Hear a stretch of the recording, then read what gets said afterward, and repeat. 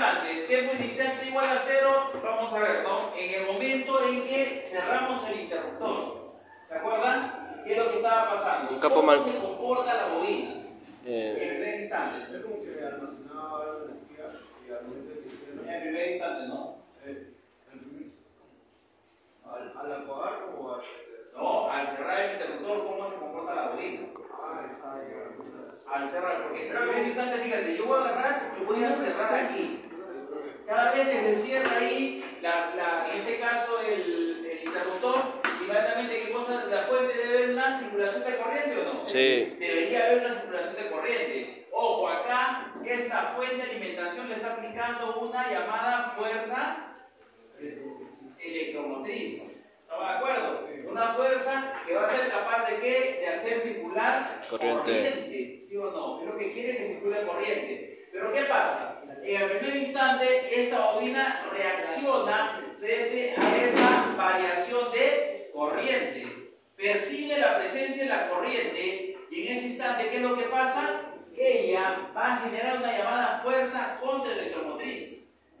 Contraelectromotriz, quiero decir, se va a oponer al paso de la corriente. En primer instante, ojo, la corriente no pasa aquí. Por eso es que estaba explicando a ustedes el video que veía. Se va veía, profesor, que había un caño y había dos circulaciones, ¿no es cierto? Sí. Una hacia una paleta, una rueda, y otro que seguía de frente, ¿sí o no? Porque había una especie de resistencia. Sí. Y entonces, cuando pasaba el flujo de agua, no se iba hacia arriba porque había una fuerza. Sí. En cambio, abajo había una resistencia, pero por ahí pasaba, ¿sí o no? Sí.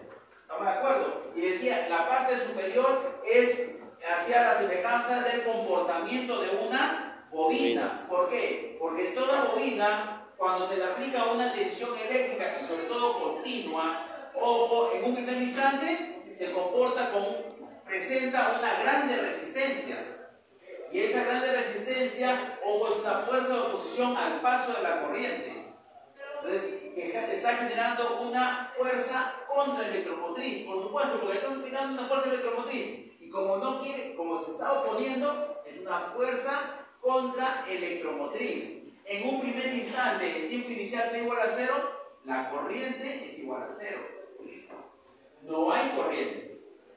Si no hay corriente, ojo, si no circula corriente, ¿cómo se está comportando la bobina? ¿Como un circuito abierto o como un cortocircuito? Piensa primero y luego responde. Son dos respuestas nada más. Vuelvo a repetir. Si la bobina no deja circular corriente, no pasa corriente, ¿estamos de acuerdo? Se comporta con esa fuerza contraelectromotriz impidiendo el paso de la corriente cae 0.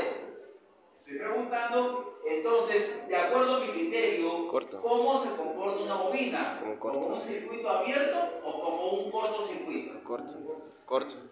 No, abierto. ¿Cómo circuito abierto? Circuito abierto, si no pasa corriente. ¿Te acuerdas cuando decíamos, a ver, yo tengo acá, pregunto, esto, así, y acá hay una fuente, ¿no es cierto? Más o menos el voltaje de C. ¿Hay circulación de corriente acá? No. No, porque es circuito abierto. Circuito abierto. Entonces,